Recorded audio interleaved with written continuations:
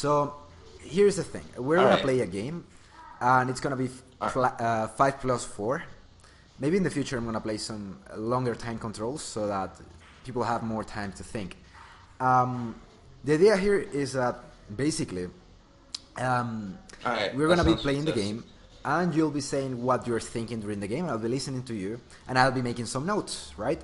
Um, the result of the game doesn't really matter All because right. it's not even a rated game. I I might commit some mistakes on purpose so that I can see All if right. you can actually exploit the mistakes that I make, or you have some ideas to exploit the problems that I create in my own position. That might be interesting. All right. Also, after the game, I'll try to correct your thought process, right? Maybe the things that you're thinking right now are not the things that you're supposed to be thinking during the position, um, during the game, of course. All right. Oh, okay. So the English. So I assume that I'm supposed to like play E5 to like challenge the censor, but I'm not sure. I don't know. It seems like reverse Sicilian or something. I don't know. And then maybe knight F6 to prepare D5, but but perhaps D5 is like too early now. I don't know. Because I'm like down a tempo since I'm playing it as black. Um, Actually, maybe now that's good. Maybe I could play like if he exchanges, I could play Queen D5 and try to attack the weakness he created by playing G3. Uh, I assume he'll trade here, yeah, but he probably won't trade again. And probably just Bishop G2, um, Bishop E6 maybe developing a piece, and not trading so he can't play B takes C3. Bishop E6, Knight F3. I wonder if E E4 is ever like playable or good. It's probably Bishop E6, just defending the knight. Mm. I assume he'll strike in the center sooner or later. With either like D4 or E4, probably E4, and then knight F3 castle. And maybe I could play Bishop E7 or Bishop B4. Maybe Bishop B4. Okay, so yeah, he's gonna castle next. I assume my pawn on E4 is under attack. Um, Probably knight C6, just developing a piece. Bishop D6 looks strange. Maybe it's fine. Probably knight C6, because he can't easily remove the defender to E5 pawn like that. And I don't think there are discoveries that work with taking the pawn because the knight is still defended twice. I assume he'll castle. Okay, yeah. And now bishop c5 is probably the most active diagonal to put the bishop on, and it makes d4 harder to play. I wonder if knight a4 afterwards, and then I play bishop b6, and if he trades, then I have to open a file, I guess. E5 is still a possibility, but then knight probably just retreats to a normal square, like f6 or b6. No, probably f6, because knight a4 would be annoying then. If b6.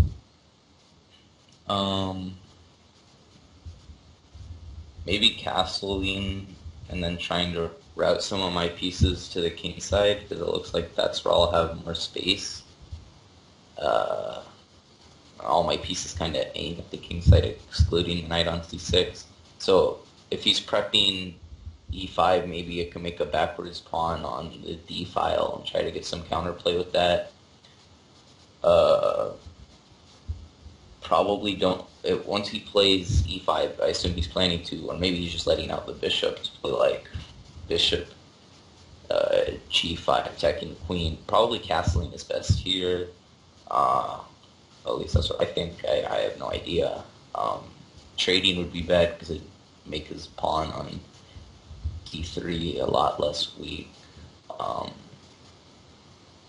wonder if knight d4 works, trying to take advantage of him wanting to play, or maybe bishop d4. bishop d4, and then if he plays... Oh, wow. Okay, bishop d4, and if he plays e3, I could trade... No, that'd just be dropping a pawn for him.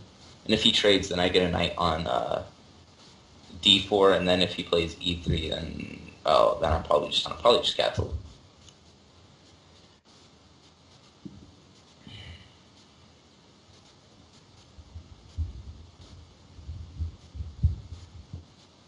Maybe attacking the queen here works, and I move to like d7 or d6.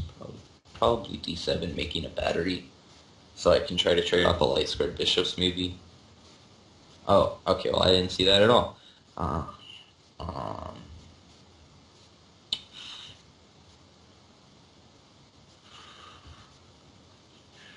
f5 maybe. Oh no, my bishop's under attack. um, and I assume if I play bishop up one, but if I play bishop back to b6, that's similar to like knight a4, except this knight is just a lot better on that square. And I can still play queen d7 if he plays bishop g4. Because my bishop's watching the c5 square.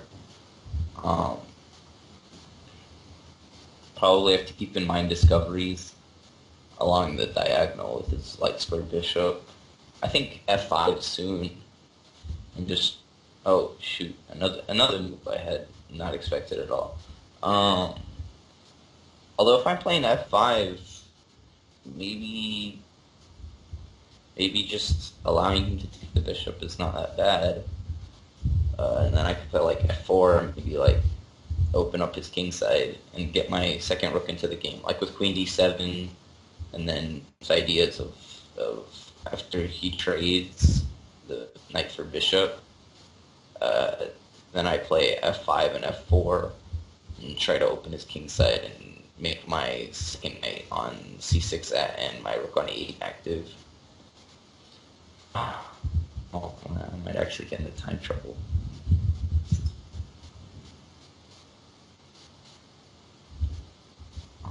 Yeah, okay, so then... Oh, maybe... If I want to open the f-file, taking is... Nah, I don't think that's good, though. I think queen takes is better, because if I don't checkmate him, which I won't, then I just have double e-pawns, and they're isolated, and it looks silly.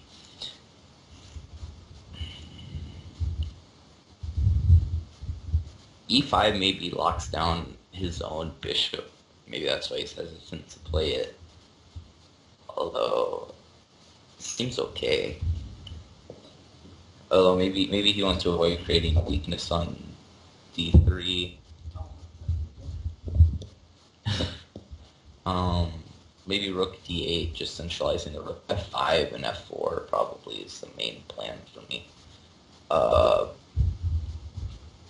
don't think he can take advantage of me committing my f-pawn. I don't think it's too early. Maybe knight e7 and try to reroute the knight somehow, like knight e7, knight g5, and just really prepare f5. And if he opens the h file, maybe like try to like rook lift or something. Oh, okay. So my knight could get into more discovered attacks, or he could play e5 and force the trade of queens as it is. Though I think if I do nothing, if I just play f5, then knight takes e5 wins the pawn because he dictates, and then the discovered attack on my knight. Rook d8 gets into e5, and then I have to move my knight, and then he trades the queen, then I have to double d-pawns again. So maybe a queen move. I feel like he kind of forced me into a corner where if I want to keep an attack, I probably need a queen move if I don't want to trade the queens.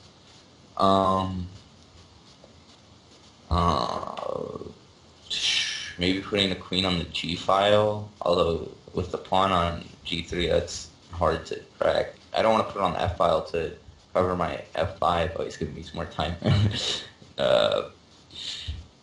Oh, but if I move the queen now, then I'm dropping my knight. Oh. Dang it.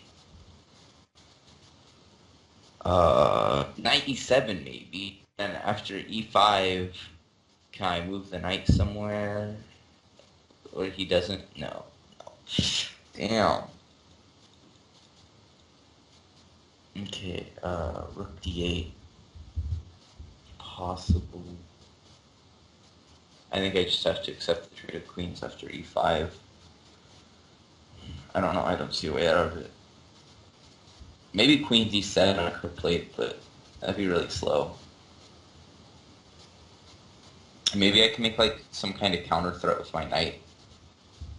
I expect e5 to be played, and that just looks pretty strong. Maybe it locks in his bishop if he can't prep d4 well enough. If the knight on c6 and the bishop on b6 kind of hold off on d4, maybe his light scored bishop isn't that important. Maybe I could try to make my knight more useful. And when he plays d5, he's creating a weakness on d4, although his knight's currently watching it.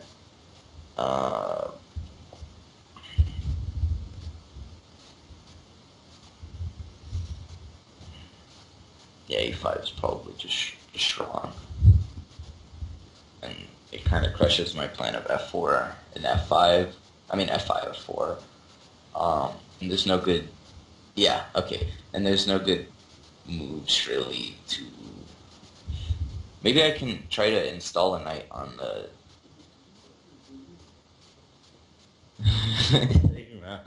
I'm trying to play some chess. Okay, so I assume trade the queens now. I'll put the knight on f6, discovering an attack on his d3 pawn.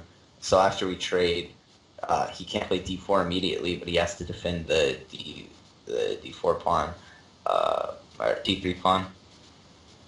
Maybe somehow that creates some weaknesses on his f2 pawn. I could play like knight g4, maybe attacking the f2 pawn.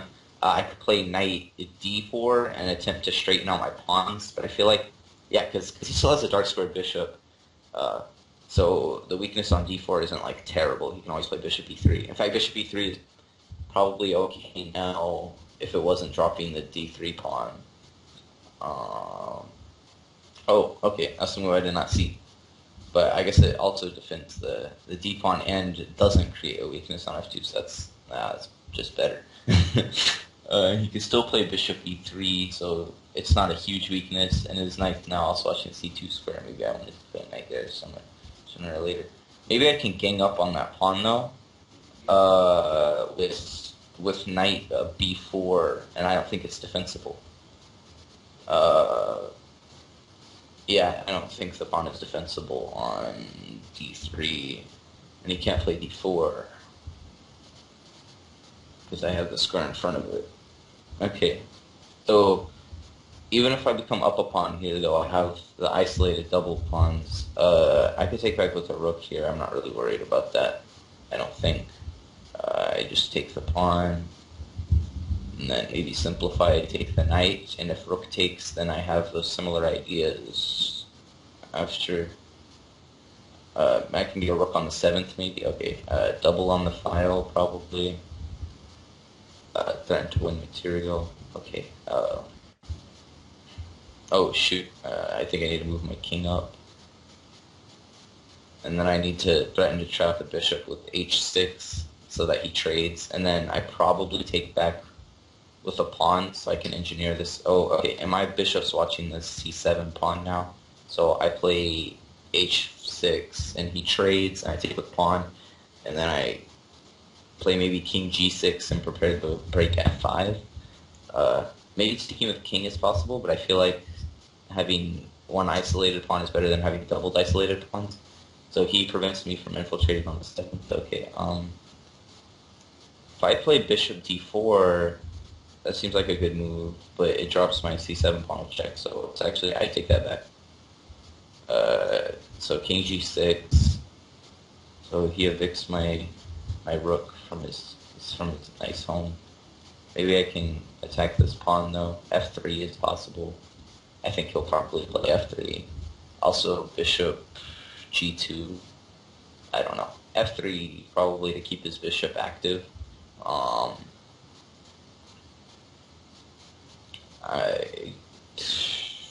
Okay, so he defended it a different way. Uh, and then I put f5, and I doubt he takes. He probably plays bishop g2 or f3. I think f3. Uh, Although wait, f3 walks into discoveries. Okay, yeah, so bishop g2. Uh, I feel like I don't take and I play f4, but first I'll move my king up to a better square. Uh, so king up, so check, and then I think I can move my king up again, and there's no checks. So king up again. Now, and now my king is more active than his, hopefully. Can I play f4 here? Can I check and win the rook? Okay, yeah, I can.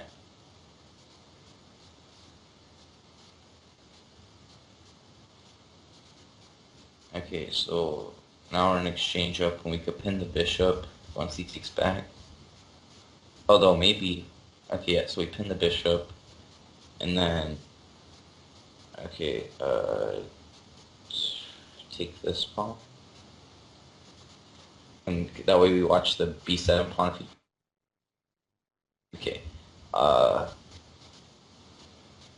then we can take, we could pin it first. Although then he just moves his king. No, that's fine. So we pin it. Okay, check.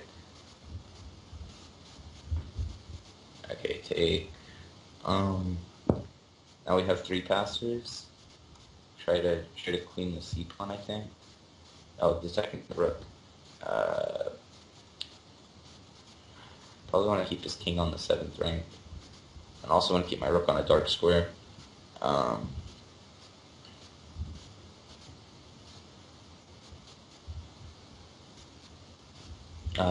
Probably take. Perhaps he has ideas of like sacking the bishop for stalemate. The a pawn's queen square is a dark square. And I can move the rook onto a light square here, even if he harasses, because then I just take another pawn. Okay. Perhaps he has some kind of stalemate idea. So I can check here and take the rook, the bishop, and then I have 2. Oh, nice. Okay. Okay, perfect. So now we're gonna see the game, right? There were some mistakes, but I think it's gonna be really interesting. So c4, normal English opening, nothing extremely crazy. You said, well, I wanna play e5 because it might be like a Sicilian with the inverse colors. I think it's okay. e5 is a normal way to proceed in this kind of position. Knight c3, knight f6, g3, d5, c takes, knight takes. Nothing extremely crazy yet. Bishop g2. So here in this position, you played bishop e6, right? But if you're gonna play bishop e6, something that I want you to consider, which you didn't, is that the pawn on b7 is kind of weak, you know? And that this bishop on this diagonal is extremely dangerous sometimes, you know? That's something that you have to consider here, like before playing bishop e6.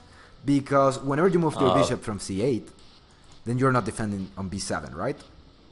So something that you didn't say is, okay, maybe I just want to move my bishop on e6 to defend my knight on d5, but also I have to take care of the diagonal of the bishop on g2, right? That's something important that you have to consider here in this position. Because in certain situations, it might be dangerous, right?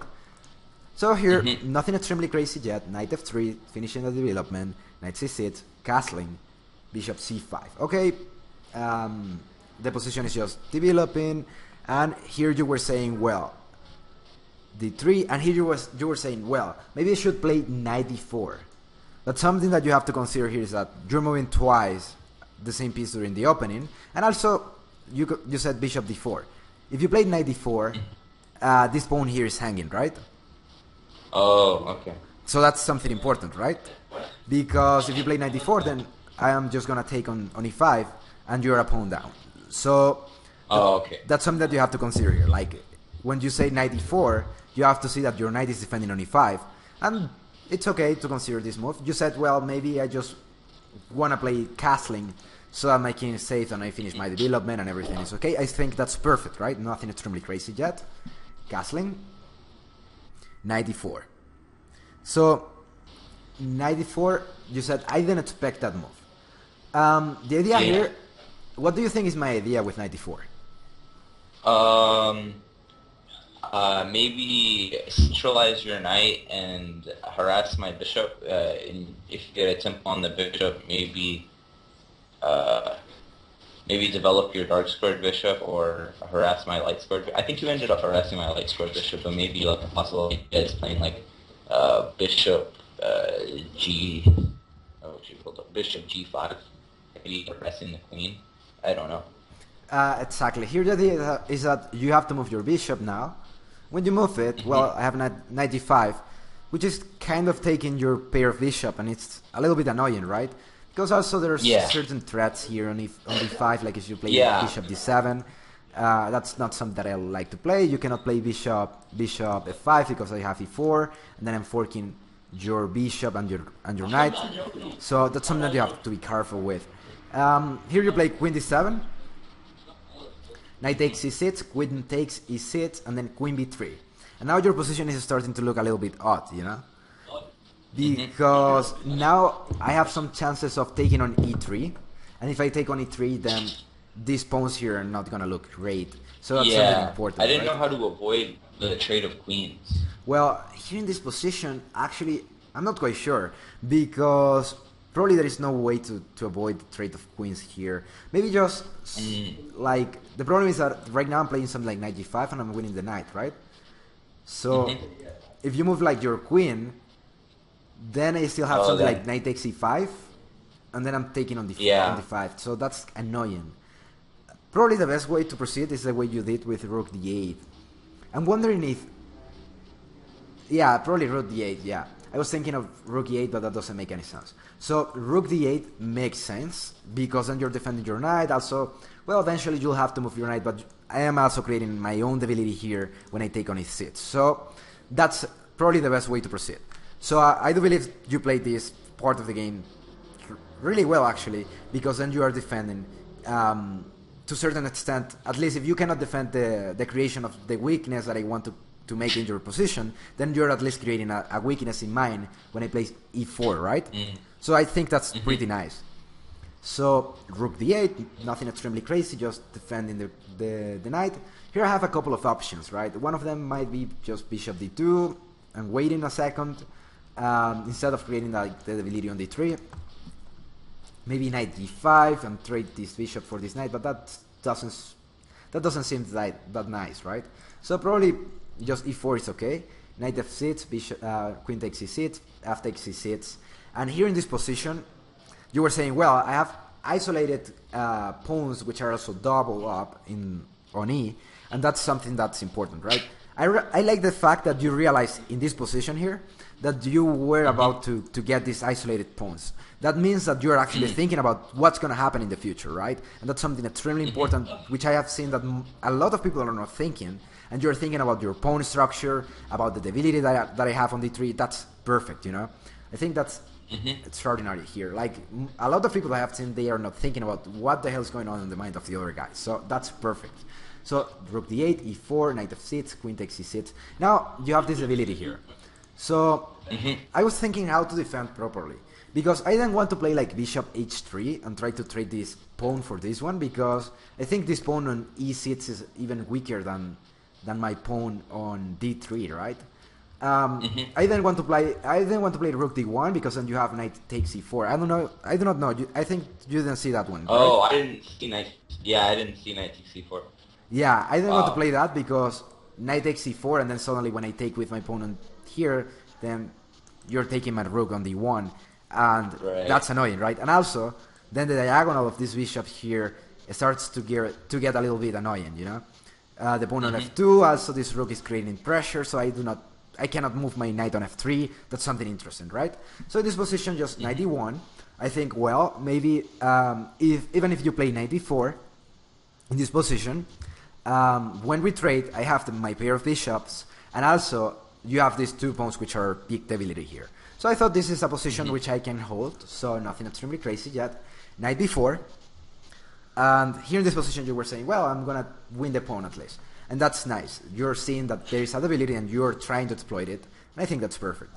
So bishop g5, I actually created I could have played here, like something a little bit more passive, right? Like bishop d2 and have a normal game and get into a more or less equal position during the end game with just a slight advantage of having the pair of bishops. Or I could just play d4 and get into a more intense situation. And I was trying to get into this more intense situation because then the game gets more exciting, right?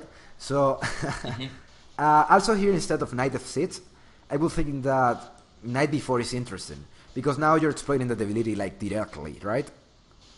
So that's something to consider also. e4, knight f6, queen takes here, okay, knight d1, knight d4. Perfect, you're trying to exploit the debility. I have no way to defend my pawn on d3, so I think maybe instead of bishop g5, a better idea was bishop d2. So when you trade here, my bishop has this diagonal, which is better than this diagonal here. I think that's a better idea. Okay. I played bishop d5, but maybe bishop d2 makes even more sense.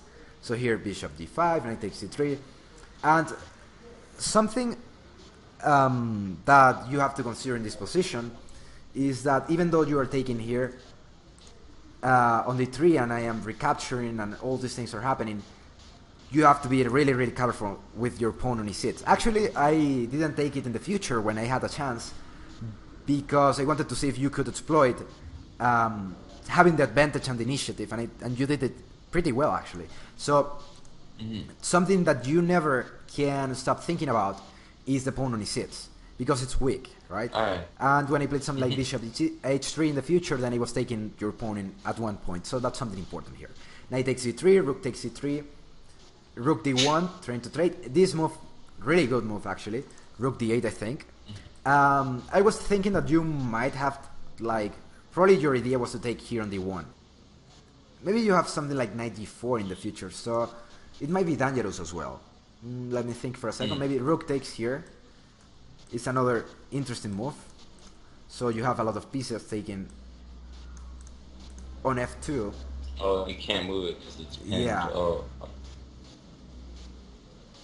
It is kind of difficult to defend here, right? Probably rook d2, rook d7, sorry, makes sense. Trying to take a little bit of activity, but this pawn on f2 looks bad for me. Yeah, it's something that you have to consider here in this position. Like, I like the fact that you were fighting for the file, but also here knight d4 is something which you have to consider because there are so many pieces attacking that it is important for you to notice this, right?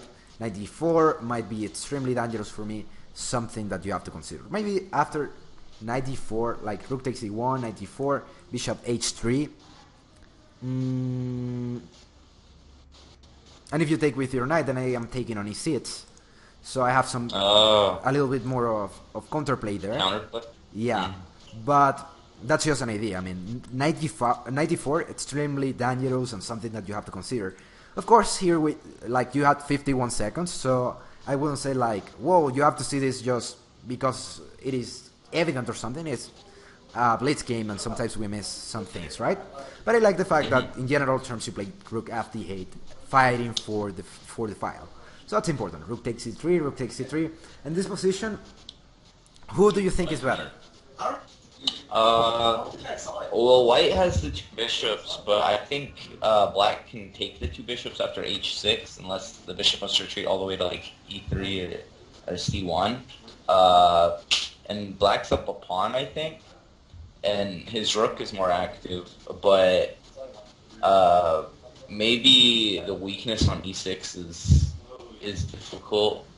Probably black is probably a little bit better. Yeah, I do believe that black's slightly better. And the reason why you're slightly better is because you have the activity, right? And you have the pawn of advantage. Even though it is a weakness here, it is not so obvious how to exploit it yet.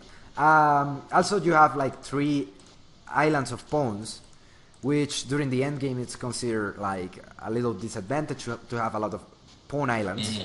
So I would say it's slightly better for you. Just because your rook is more active, your bishop is really active here in comparison with this bishop, and your knight has this kind of moves which might be annoying in the future. So that's something important to consider here. So bishop h3, it has two ideas.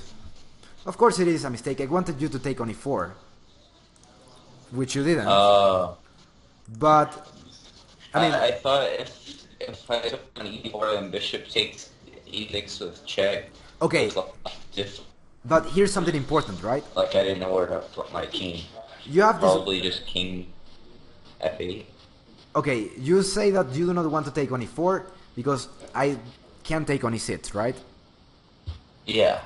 Here's the problem with that. I mean, you have to consider that this pawn on e6 is weak.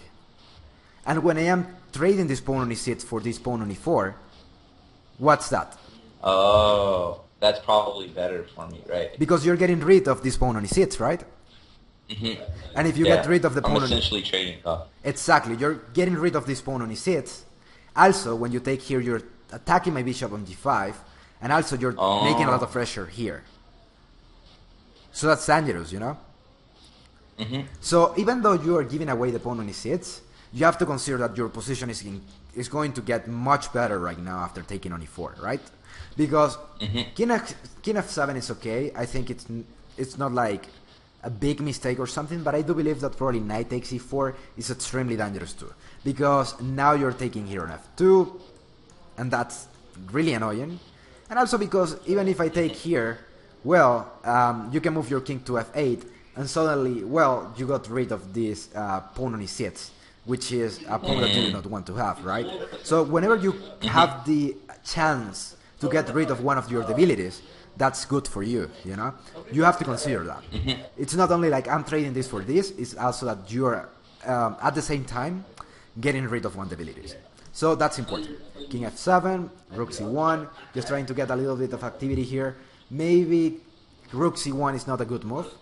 In this position, I will say that maybe just coming back with my bishop, or because now you're taking on e4, right? And you didn't take on e4 after rook c1, which I find surprising. Yeah, I didn't notice it. Yeah, I missed it again.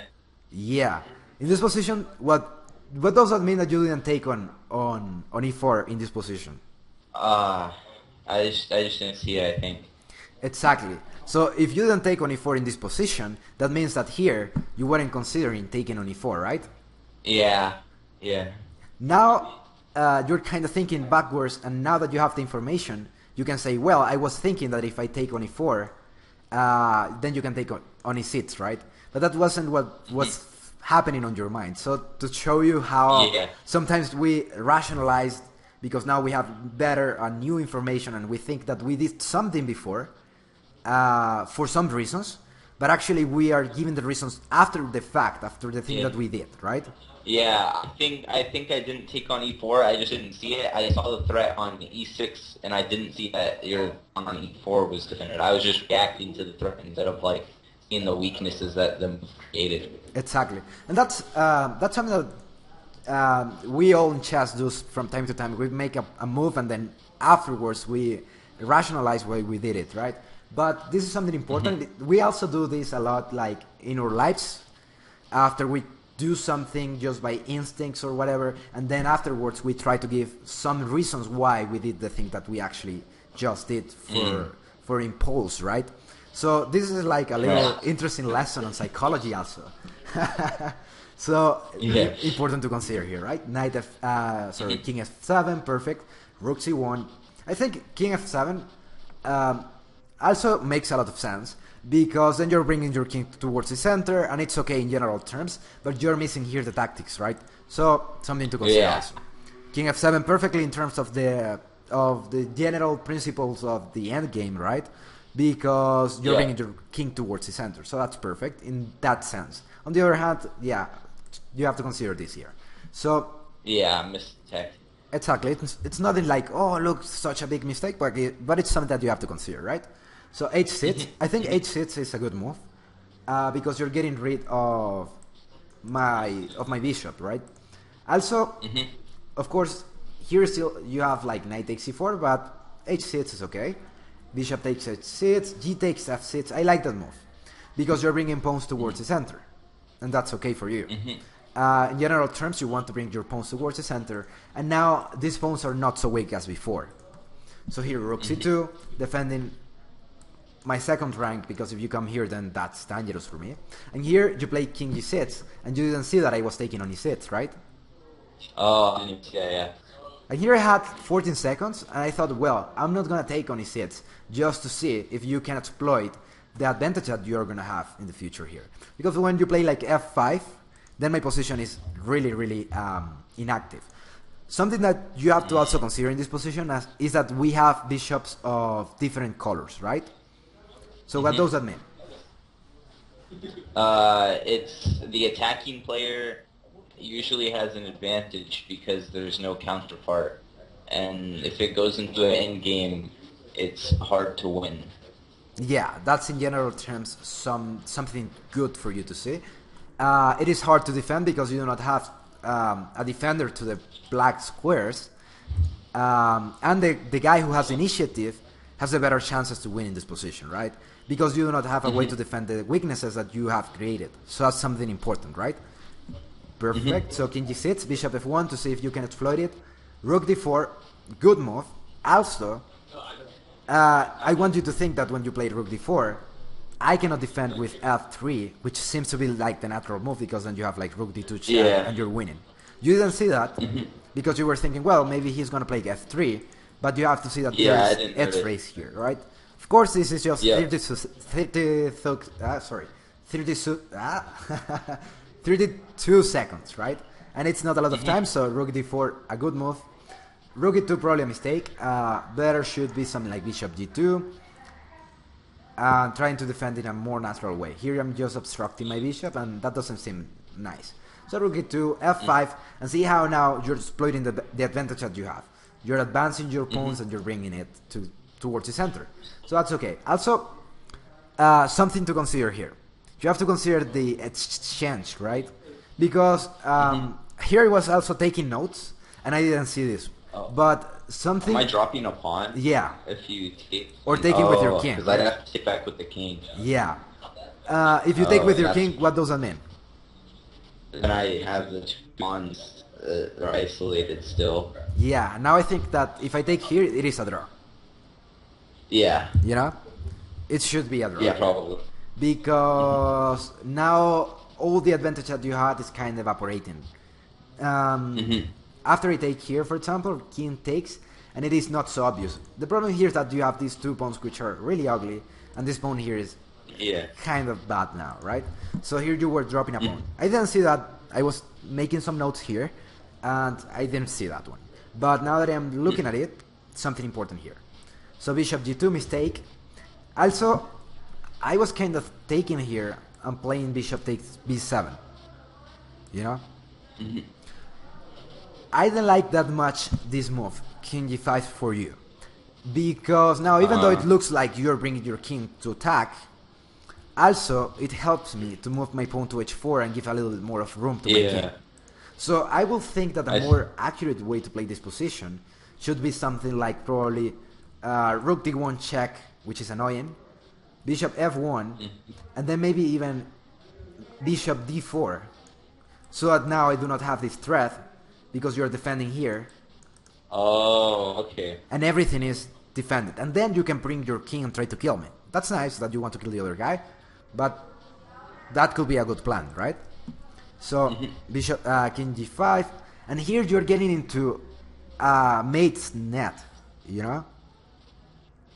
I was thinking that I might kill you here, so I played rook e3 to trick you, because I'm threatening bishop f3 mate, basically. I'm like, you have king here, but if you do so, well, I might have some perpetual, right? So that was a kind of a little trick. Here when you're bringing your king towards the center, maybe f3 is another thing that you have to consider. You know, it's kind of getting too much here, like into my position. I see. But maybe it is not bad. But maybe I'm just taking here, and that's better for me, because now when I take here, then you do not have anything to attack, right? Like maybe pawn takes here, if you do not want to take with your king, which is more or less the same position that we saw before. And if you want to take with your pawn, then I take here, right? I take here on e5, you have this check, I come here, and then you can take here. So... Oh, my pawn on maybe you're taking on g3. My b pawn would also be hanging, right? No, but it's not hanging because you have this move here, and my rook will be hanging. Right. It's actually dangerous. So we should take a look here. Because also you're killing me. So I have to play something like bishop h3. Maybe it's the only move. Because otherwise you're or killing me because this check is not just a check, it is a mate. Or you Right. are taking my rook. So maybe bishop h3 check. And now I'm taking on f5. So that doesn't look so nice for you now. Because if you Right. come here, then I take here with check, and I'm taking your bishop. And if you come here, then I can take here with check. And then you come here, and now my position seems a little bit better. This should be more or less like Yeah. probably a draw, but it looks better. What With about bishop g4? I mean, oh yeah, bishop g4, didn't see that one coming. but I could play king e3. Yeah, king e3 is better. Also here in this position, maybe... yeah, I don't know, I like more the position for the white pieces here. Because Yeah. I have a pawn more, and also this pawn here is not so good.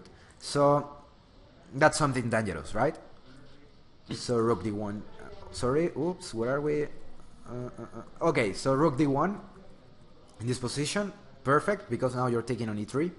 Pawn takes, and here you're basically winning. It's easy to win this position, nothing extremely crazy, right? So also here I was surprised that you didn't consider to take on g3 with your king. That's right. I didn't even see that. Yeah, because that's annoying, you know. Just a little move here, because then you're threatening something like this check, and that's extremely annoying. And yeah, you're winning anyways, but that's another way to win. So king f1, nothing really crazy here. And now rook f1, I like that move, because you were getting rid of anything which could be some interference in your game. That's perfect. So I really like this game. Hope you have seen a little bit of some subtleties here of the game, which probably you didn't see before. And I think it was a really interesting game, actually. I've been committing some mistakes, but I like the way you exploit the mistakes that I did, even though you had a little bit of better chances on some positions before. So if you have any questions... No, I think I'm good. Thank you so much for bothering to play a couple or play a game with me.